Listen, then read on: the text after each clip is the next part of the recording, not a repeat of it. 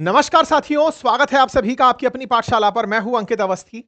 10 नवंबर को दिल्ली में हुए बम धमाके में जिस आतंकी ने खुद को उड़ा लिया था, उसके बारे में कुछ जानकारियां बाहर आ रही हैं और वो जानकारियां निश्चित ही चिंतित करने वाली हैं। जिस यूनिवर्सिटी से वो पढ़ा, उस यूनिवर्सिटी के बारे में भी कुछ ऐसी जानकारियां हैं, जिससे भारत में लगभग हर जगह अब संवेदनशील श्रेणी के अंदर कंसीडर की जानी चाहिए। क्योंकि जिस तरह से व्हाइट कॉलर टेररिज्म, जिसने दिल्ली देश की राजधानी में इस तरह का आत्मघाती हमला किया, लाल किले के बाहर हुए इस आतंकी हमले में लोगों की जान गई और मरने वाला खुद एक डॉक्टर था और उसके सहयोगी भी डॉक्टर थे।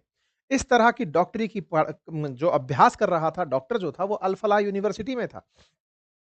कुल मिलाकर के देश के अंदर कुछ ऐसा मॉडल दिखाई दिया, जिसकी वजह से हर तरफ से जांच एजेंसीज और जो भी लोग पीड़ित हैं या फिर देश के जितने निवासी हैं, वो इस बात से बड़े ही चिंतित हैं कि ये मॉडल विभिन्न प्रकार से प्रचलित मॉडलों से बहुत अलग था। ऐसे लोग यहां पर इन्वॉल्व थे जिन्हें समाज में पढ़ा लिखा होने के नाते बचा कर रखा जाता था कि ये तो आतंक में क्यों ही इन्वॉल्व होंगे, इन्हें क्या ही लालच होगा। लालच ही आतंक का सबसे ज़रूरतमान मतलब कोई भी व्यक्ति अगर आतंकी बन रहा है या फिर कोई इसको ऐसी फाइनेंशियल स्थिति खराब है जिसके चलते उसने आतंक का रास्ता अपना लिया, ब्रेन वॉश उसका हो गया और वो जान देने को तैयार हो गया, ऐसा सामान्यतः माना जाता था। लेकिन इस बार जो हुआ वो बिल्कुल अलग था। जो लोग यहाँ पर आतंकी हमलों में गिरफ्तार हुए हैं और जिसने अपने आप को उड़ा लिया है, वो व्यक्ति एक प्रोफेशनल डॉक्टर था, अल फलाह यूनिवर्सिटी के अंदर काम कर रहा था। और अब तो जानकारी ये मिल रही है कि इस यूनिवर्सिटी में कई लोग गायब हैं और जो गायब हैं वो शायद इसके मरने के बाद से, जिस दिन ये मरा उस दिन से लगातार जो जांच एजेंसी सक्रिय हुई ढूंढने के लिए इससे कनेक्टेड लोगों को, लोग वहां से निकल लिए। आज की रिपोर्ट के अनुसार जांच एजेंसीज के रडार पर 200 से अधिक लोग हैं और ये नंबर बढ़ भी सकता है, क्योंकि इस दिशा में सामान्यतया नहीं सोचा जाता है। आप में से कुछ लोग ओसामा का उदाहरण जरूर दे सकते हैं, लेकिन वो एक आध उदाहरण है। इसके जो उदाहरण हैं, ये तो बड़े उदाहरणों में कंसीडर किया जा रहा है और 10 missing from Al Falah university ये हेडलाइन बन रही है। अल फलाह यूनिवर्सिटी के चेयरमैन को भी गिरफ्तार किया गया है और उस चेयरमैन से जांच के अंदर पता चलता है कि उसने काफी सारी अवैध तरीके से रकम इकट्ठी की हुई थी। अब वो जांच के रडार पर है, ईडी, एनआईए तमाम उसके साथ पूछताछ कर रही हैं। 10 लोग ऐसे हैं जिनके फोन बंद आ रहे हैं जांच के अंदर, वो अभी पता नहीं चल रहा है कि कहां गए हैं। एनआईए ने जब जांच की तो पता चला कि ये व्यक्ति, जो उमर नबी नाम का जो व्यक्ति था जिसने सुसाइड बॉम्बर बन के खुद को उड़ा लिया था, ये वीडियोस बना बनाकर लोगों को भेजा करता था और वीडियोस में ये लोगों को आत्मघाती हमलों के अंदर खुद को मरने के लिए प्रेरित किया करता था। मतलब उनको ये फियादीनी बना रहा था, इस तरह के मोटिवेशनल भाषण दे रहा था। हमने वीडियो इसका ट्विटर पे भी डाला, लेकिन बाद में आईबी मिनिस्ट्री की तरफ से उसके ऊपर फिर प्रोटोकॉल आया, हमने वो वीडियो हटाया। ये व्यक्ति ब्रेन वॉश करने के लिए इतना सोफिस्टिकेटेड तरीके से बढ़िया अंग्रेजी बतियाते हुए लोगों को वीडियो भेज रहा था, जिसमें ये बताता था कि आत्मघाती हमला बुरी बात नहीं होती है। ये लोगों का इस हद तक ब्रेन वॉश कर रहा था। खुद ब्रेन वॉश्ड था, तभी जाकर के खुद आई-20 के साथ ही मर गया।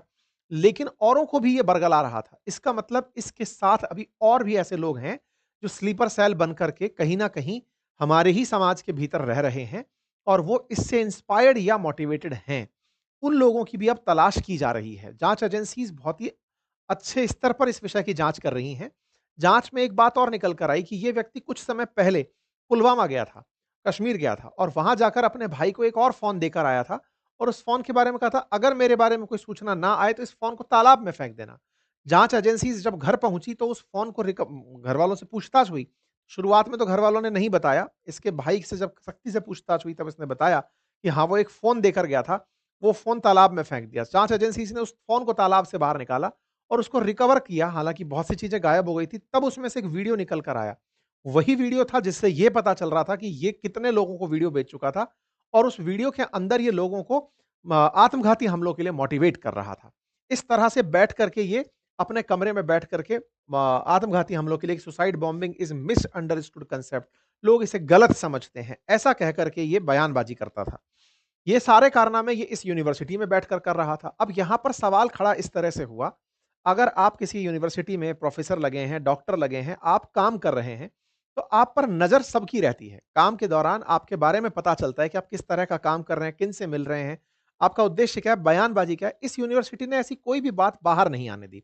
जब हुई घटना तो उसके बाद में और तो और केवल उमर नबी नहीं, इसके अलावा मोहम्मद ये मुजम्मिल, शकील और शाहीन शहीद, इन सब के नाम भी इसी यूनिवर्सिटी से जुड़े हुए, इनके हॉस्टल में रहते हुए पाए गए। शुरुआत में यूनिवर्सिटी ने कहा कि ये दुर्भाग्यपूर्ण घटना है, हमको हमको इससे कोई जानकारी नहीं है। इसमें भूपेंद्र और आनंद नाम से कोई कुलपति बना रखे हैं, जिन्होंने ये वाली बात कही थी। लेकिन जब जाँच अंदर घुसी, तो अल-फलाह यूनिवर्सिटी का पूरा की पूरा कैंपस रडार के नज़रिए में आ गया कि यहाँ पर ये सब काम हो कैसे रहे थे। कोई भी जाँच एजेंसी या कोई सिक्योरिटी यहाँ पर पहुँच क्यों नहीं रही थी? अल-फलाह यूनिवर्सिटी जो है, वो जिस जिस ज समय स्थापित हुई वो 1997 का समय था। हरियाणा के अंदर स्थित ये है और ये अल-फलाह चैरिटेबल ट्रस्ट के अधीन आती है, जिसके चेयरमैन हैं जवाद अहमद सिद्दीकी, जिन्हें अब गिरफ्तार किया जा चुका है। ये जो जवाद अहमद सिद्दीकी है, इसके ऊपर कई फाइनेंशियल फ्रॉड की चीज़ें अब निकल कर बाहर आ रही हैं। इसी में वाइस चेयरमैन, वाइस चांसलर, ये सब 2016 में जाकर इसके अंदर मेडिकल कॉलेज शुरू हुआ। 19 में पहला एमबीबीएस बैच बना। 200 एमबीबीएस सीटें इस अल-फलाह यूनिवर्सिटी के अंदर हैं और ये धौज गाँव फरीदाबाद में है, जहाँ चारों तरफ मुस्लिम कम्युनिटी बहुत ज़्यादा है। यूनिवर्सिटी के 4 कॉलेज हैं। Al-Falah school of medicine science, Brown Hill college of engineering, Al-Falah school of engineering and technology, Al-Falah school of education and training. तो ये जो मेडिकल साइंटिस्ट रिसर्च वाला जो फील्ड है ना, इसमें ये लगा हुआ था। अल-फलाह यूनिवर्सिटी की वेबसाइट इसी बीच में हैक कर ली गई। क्यों? क्योंकि भारत के लोगों के अंदर एक एग्रेशन था इस यूनिवर्सिटी को लेकर। कुछ हैकर्स निकल कर आए, जिन्होंने अपनी तरफ से इसको हैक करने की बात कही। खैर, जो भी है।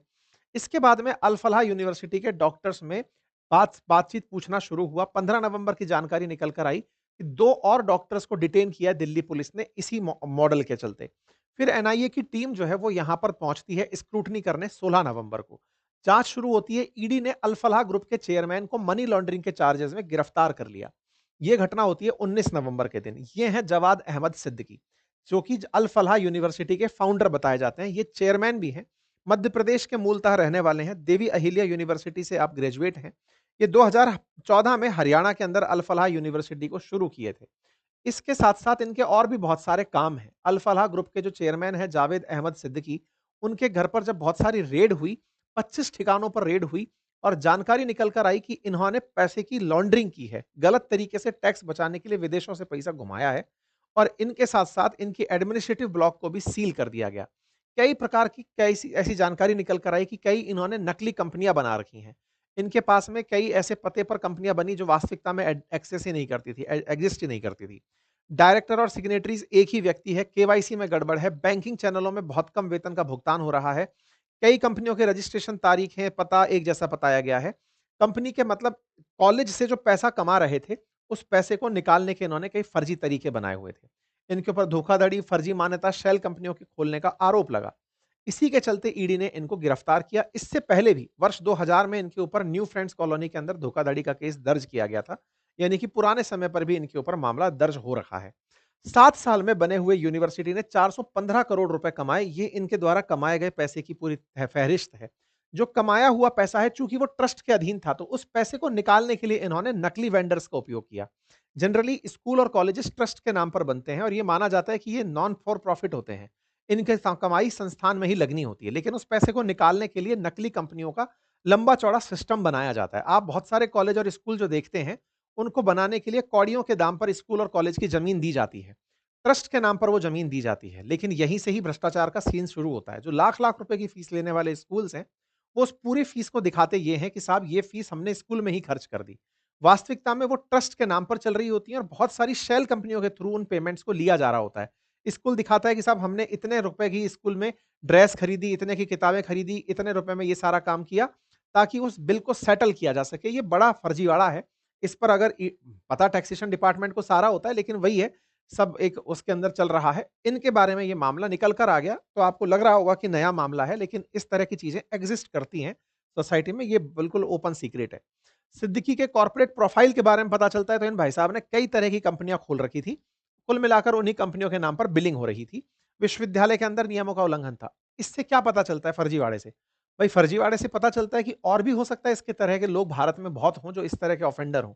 लेकिन ऑफेंस से एक बात स्थापित होती है कि जिसके दिमाग में एक बार अपराध आ गया, वो फिर किसी भी स्तर तक जा सकता है। जाँच एजेंसियों का फाइनेंशियल फ्रॉड से ज़्यादा रिलेशन इस समय आतंकी घटना से है कि तुम जब इस तरह से फाइनेंशियल फ्रॉड कर सकते हो, करोड़ों रुपए बचाने के लिए नकली कंपनियाँ बना सकते हो, तो फिर तुमको पैसे का लालच अगर मिले, तो तुम तो आतंकियों को भी पनाह दोगे। तो वो एक दिशा दूसरी तरफ खुल जाती है और यही कारण है कि इनके काफ़ी सारे ठिकानों पर रेड हुई और इनकी रेड के साथ-साथ ईडी ने इनके साथ में 13 दिन की रिमांड पर इन्हें ले लिया और पूछताछ की। इनका जो महू के अंदर घर है उसको अवैध रूप से घोषित भी कर दिया गया है। अब जब ये जाँच और बढ़ती गई तो आज सुबह की खबर के अनुसार 200 डॉक्टर फिलहाल अंडर लेंस हैं जिनके ऊपर जाँच की जा रही है। मतलब इस यूनिवर्सिटी में अभी थोड़े दिन पहले तो यूनिवर्सिटी में मेडिकल के बैचेज़ शुरू हुए हैं।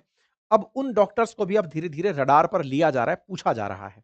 6 हमारी एजेंसीज़ हैं जिन्होंने इसको कमांड सेंटर बना लिया है जिसमें Delhi police, NIA, ATS, Jammu Kashmir police Farid ये सब अपने-अपने स्तर की इस यूनिवर्सिटी में पूछताछ कर रही हैं, लोगों से जानकारी ले रही हैं। यहाँ पर 2 प्रमुख नाम जिसमें से मुजम्मिल का नाम और ये फ़हीमा जो फ़ातिमा क्या नाम है इसका शाहीन डॉक्टर शाहीन जो है, ये दोनों लोग बहुत दिनों से इस पूरी टीम को बिल्ड करने का अंडर कवर काम कर रहे थे। मुजम्मिल जो है वो लोगों को मदद करने के लिए पहुँचता था, उन्हें फिर अपने मॉडल में शामिल होने के लिए कहता था।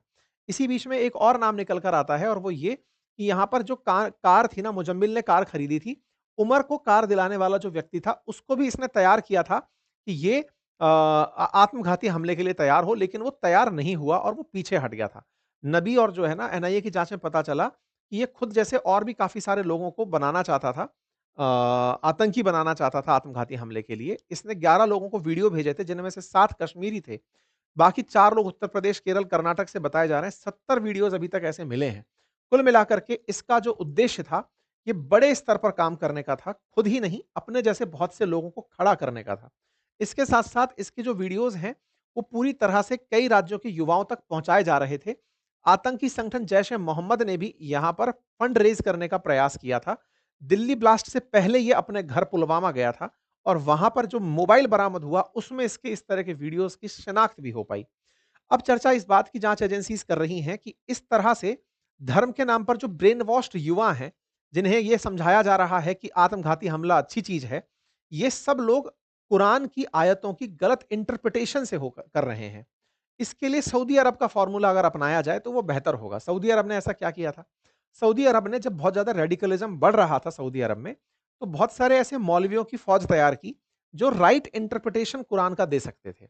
अब देश को आवश्यकता ये है कि जो रिलीजियस टीचिंग्स हमारे देश में चल रही हैं, जो कुरान की आयतें सिखाई जा रही हैं, कुरान को जो इंटरप्रिटेट कराया जा रहा है मदरसों में, सरकार वहाँ पर अपनी तरफ से अपॉइंट करे लोगों को, जो सही इंटरप्रिटेशन दे, उनको प्रॉपर तरीके से मोटिवेशन दे, उन्हें सही प्रकार से सही राह दिखाए और उनसे ये एक्सपेक्ट किया जाए कि आपको जो दिया गया है, आप वो इंटरप्रिटेशन देंगे। जो अपनी तरफ से इंटरप्रिटेशन लोग निकाल-निकाल कर दे रहे हैं, उससे इस तरह के ब्रेन वॉश्ड युवा तैयार हो रहे हैं। सरकार को जहाँ धार्मिक स्वतंत्रता की आज़ादी की बात हम उसके अंदर करते हैं, उससे ऊपर देश की सुरक्षा को रखना होगा और देश की सुरक्षा के लिए ये जो ब्रेन वॉश्ड आप विचार करके देखिए कि डॉक्टर जैसी पढ़ाई किया हुआ व्यक्ति आत्मघाती हमले के लिए लोगों को प्रेरित कर रहा है, इससे अंदाज़ा लगाइए कि उसके दिमाग में जो भूसा भरा गया था, वो किस स्तर का होगा। उसको कितना ज़्यादा तरीके से मतलब परेशान रखा गया होगा या फिर ये समझाया गया होगा कि तुम जो सोच रहे हो, जो करने जा रहे हो, ये अल्टीमेट सत्य की प्राप्ति के लिए हो रहा है। तो ऐसे में ऐसे समाज के लोगों को, मुस्लिम समाज से भी ऐसे मौलवियों को बाहर आना होगा, जो समाज में कुरान को सही तरीके से इंटरप्रिटेट करके समझाएँ। क्योंकि कोई भी आत्मघाती हमले की जहाँ तक बात है, तो कुरान में आत्मघाती हमले को कोई भी पुण्य का काम नहीं माना गया है। लेकिन इस तरह की जो ब्रेन वॉश्ड थ्योरी दी जाती हैं, जिससे इस तरह के लोग तैयार होते हैं, इसके खिलाफ समाज को खुद खड़ा होना पड़ेगा। अदरवाइज़ समाज के अंदर जाँच एजेंसीज़ के द्वारा बढ़ते इंटरफेरेंस से एक वैमनस्य का माहौल बढ़ेगा। बेहतर होगा कि समाज के साथ रहते हुए चीज़ें आगे बढ़ें। ये सुनिश्चित करें, वो समाज के लोग भी सुनिश्चित करें कि ऐसे युवाओं तक इस तरह की चीज़ें ना पहुँचें। ठीक है साहब? फिलहाल के लिए जाँच एजेंसीज़ अपने लेवल पर जाँच कर रही हैं। इसी बीच में पाकिस्तान से एक बयान आ जाता है। पाकिस्तान क्लेम कर देता है कि ये काम हमने कराया है। पाकिस्तान ऑक्यूपाइड कश्मीर के पूर्व प्रधानमंत्री ने पाकिस्तान की असेंबली में मतलब पीओके की असेंबली के अंदर ये बयान दे दिया कि ये काम तो हमने करवाया है। लाल किले से लेकर के कश्मीर के जंगलों में हमने इतने ब्लास्ट करवा दिए कि अब इनकी डेड बॉडी काउंट नहीं हो रही है। तो पाकिस्तान खुद के खुल के सामने आ गया है। तो ये इमरान खान की पार्टी से थे नेताजी और इन नेताजी ने इनका नाम है चौधरी अनावुर हक, पहले पीएम हुआ करते थे पीओके के। अब ये अपोजिशन में बैठे हैं। 2 दिन पहले ही सरकार इनकी गिरी है और अपोजिशन में ये इस तरह का बयान दे दिए हैं। यानी कि ये भी खुलकर सामने आ गया कि पाकिस्तान इस घटना के अंदर इन्वॉल्व था। अब देखने वाली बात ये है कि भारत इस तरह के बयान को किस तरह से लेता है, क्योंकि भारत के जो तार जुड़ते जा रहे हैं, वो कश्मीर से ही उठ करके भारत के आंतरिक क्षेत्रों में कनेक्ट ज़्यादा हो रहे हैं। हम पाकिस्तान पर एक्शन लेने तो जाएँगे, लेकिन उससे पहले हमारे ही देश में अगर ब्रेन वॉश युवा घूम रहा है, तो उसे भी रोकने की और पकड़ने की ज़रूरत है, उसे समझने की ज़रूरत है कि कहाँ पर गड़बड़ हो रही है। पाकिस्तान को ये सब कराने के लिए हमारे ही लोग मिल गए और हमारे ही लोगों को उकसा करके उसने ये सब कर दिया, कश्मीरियों के खिलाफ भारतीयों में नफ़रत भरने का काम हो, कश्मीर के टूरिस्ट क्षेत्र में लोगों को ना भेजने की प्रेरणा देना हो, ये सब काम वो बाहर बैठे-बैठे लोगों को भड़का के करने में अगर कामयाब हुआ है, तो पहले हमें इंटरनल शुद्धि करनी होगी, पहले हमें आंतरिक रूप से इस चीज़ों को निपटना होगा और निश्चित ही जाँच एजेंसीज़ इस काम को बखूबी करेंगी। बाकी आप लोग इस विषय पर क्या सोचते हैं? अपनी राय ज़रूर कमेंट बॉक्स में बताएँ। चैनल पर नए हैं तो सब्सक्राइब कर लें, बाकी हमारी पुस्तकें उपलब्ध हैं बाज़ार में फ्लिपकार्ट पर ऑनलाइन आप उन्हें एक्सेस कर सकते हैं। हमारे कोर्सेज़ अपनी पाठशाला एप्लीकेशन पर उपलब्ध हैं, आप उन्हें एक्सेस कर सकते हैं। Thank you so much.